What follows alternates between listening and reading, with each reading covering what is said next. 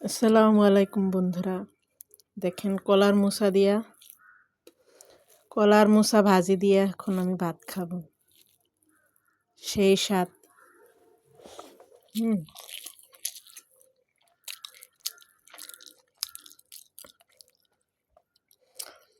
সাথে বোম্বাই মরিচ, একদম লেবু আছে। কার কার পছন্দ এরকম মোচা ভাজি দিয়ে ভাত? মোচা ভাজি দিয়ে গরম ভাত।